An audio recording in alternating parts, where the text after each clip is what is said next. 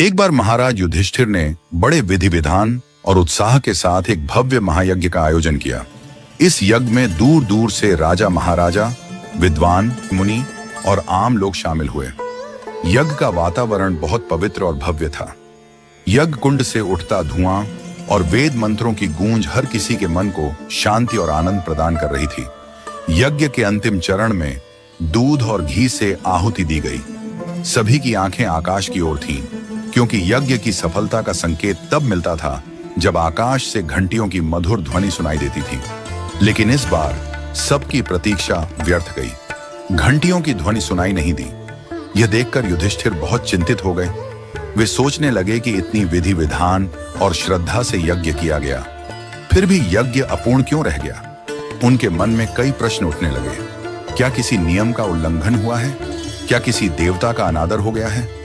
इस चिंता से ग्रस्त होकर युधिष्ठिर ने भगवान श्री कृष्ण से मार्गदर्शन मांगा। श्री कृष्ण, जो यज्ञ में उपस्थित थे, ने मुस्कुराते हुए युधिष्ठिर को सांत्वना दी और कहा, धर्मराज, यज्ञ में कोई कमी नहीं है, लेकिन यज्ञ की पूर्णता के लिए सिर्फ विधि विधान ही नहीं, बल्कि सच्चे हृदय से किए गए कर्मों की भी आवश्यकता होती है। युधिष्ठिर ने आश्चर्यचकित होकर पूछा, भगवान, फिर यज्ञ अपूर्ण क्यों रहा? श्री कृष्ण ने उत्तर दिया, किसी भूखे, सच्चे और निश्चल व्यक्ति को भोजन कराना ही यज्ञ की सच्ची पूर्णता है। जब ऐसे व्यक्ति की आत्मा तृप्त होगी, तभी आकाशीय घंटियों की ध्वनि सुनाई देगी। युधिष्ठिर ने श्री कृष्ण की सलाह को गंभीरता से लिया और उस सच्चे भूखे व्यक्ति की खोज में निकल पड़े। वे गांव-गांव घूमे, कई लोगों से मिले, लेकिन किसी का हृदय इतना निश्चल नहीं लगा। अंततः एक सुदूर गांव में उन्हें एक साधारण और निर्धन व्यक्ति की कुटिया मिली। युधिष्ठिर ने उस व्यक्ति से विनम्रता से कहा, बाबा, मैं युधिष्ठिर हूं। मैं आपके पास एक विशेष उद्देश्य से आया हूं। कृपया हमारे यज्ञ में आकर भोजन करें। यह यज्ञ की सफलता के लिए अत्यंत आवश्यक है। वह निर्धन व्यक्ति पहले झिझकते हुए बोला, महाराज, मैं तो एक साधारण और निर्धन व्यक्ति हूं। भला मेरे भोजन करने से आपके यज्ञ की सफलता कैसे हो सकती है?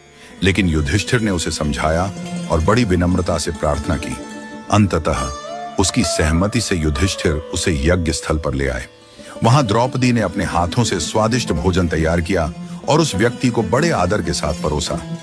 ज्यों ही उस निर्धन व्यक्ति ने भूख से बेहाल होकर भोजन ग्रहण किया और तृप्त होकर डकार ली, उसी क्षण आकाशीय घंटियों की मधुर ध्वनि गूंज उठी। सभी लोग आश्चर्यचकित हो गए और खुशी से झूम उठे।